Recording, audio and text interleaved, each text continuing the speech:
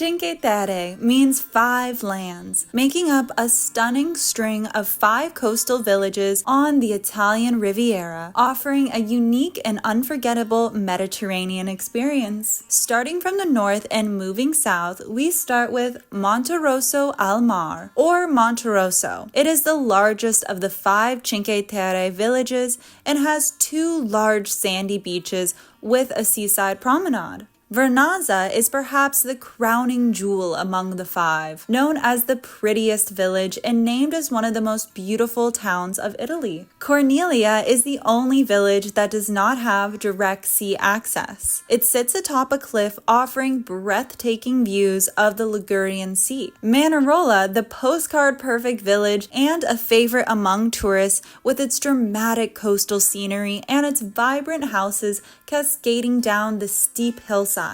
Rio Maggiore, the southernmost village, is a marine protected area that helps preserve the diverse marine ecosystem, making it an excellent spot for snorkeling and diving. We arrived at the Monterosso train station and were welcomed with this beautiful view. Just steps away on the promenade, we reached our Airbnb with a fully equipped kitchen and gorgeous views from our large deck. And my dad was so happy because the rental had a guitar. One of the next things we did was hit the 2 local grocery stores within walking distance to stock up our kitchen.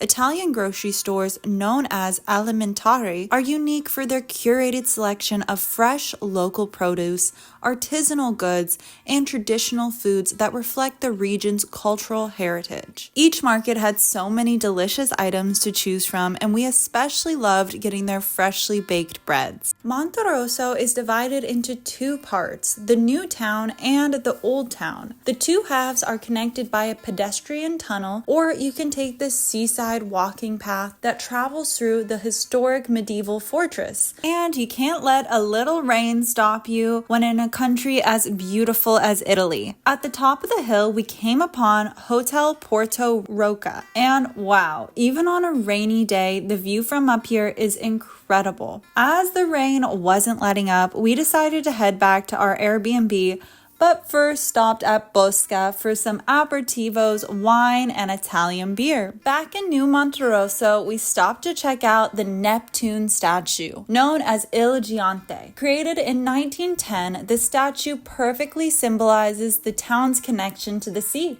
Each morning, we stopped at Nuovo Eden Bar and Gelateria for our morning cappuccinos and pastries. Drinking a good cup of coffee on the Italian Riviera, life is good.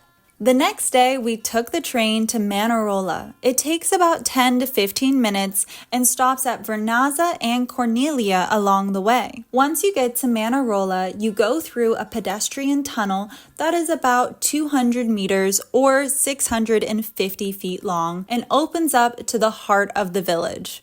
Wow. Just so beautiful. As we were walking around Manarola, we saw everyone eating these cones of seafood and fries. So of course, we had to try some, but we were so grossed out by how soggy and chewy they were that we ended up throwing them in the garbage. I don't know if we got a bad batch, but luckily we redeemed it with some delicious aperitivos and cocktails at Barasca, which is halfway up the hill and very close to the Church of San Lorenzo, which dates back to 1338. Right next to the church is a public water tap with delicious fresh water sourced from the local springs and mountain reservoirs. Now that we are hydrated, it's time to hit the walking trail. If you are into walking or hiking, the trails in Cinque Terre connect the 5 villages and offer some of the most breathtaking coastal hikes in Italy. The Blue Trail winds through terraced vineyards, olive groves, and some cool places to cliff dive, which I did and loved last time I was here, and it was a bit warmer. Each segment of the trail varies in difficulty and length, so check a map before heading out. As we head along the trail, we come to the most iconic view of Manarola, and like any tourist must do, I had to get a picture. We were winding our way up the trail to Nessun Dorma. The restaurant is famous for its variety of aperitivo, including bruschetta, fresh pesto, and charcuterie boards, and we couldn't wait to look at this amazing view while enjoying a glass of wine, but sadly the wait for a table was so long. So we decided to head back down the hill and get some gelato at a gelateria I had spotted earlier on our walk. Back in Monterosso, Iris, the host of our Airbnb, told us to try La Taverna restaurant, and we loved it. The food was incredible, and my dad was so taken aback to see his seafood spaghetti shaped as a pretty bird.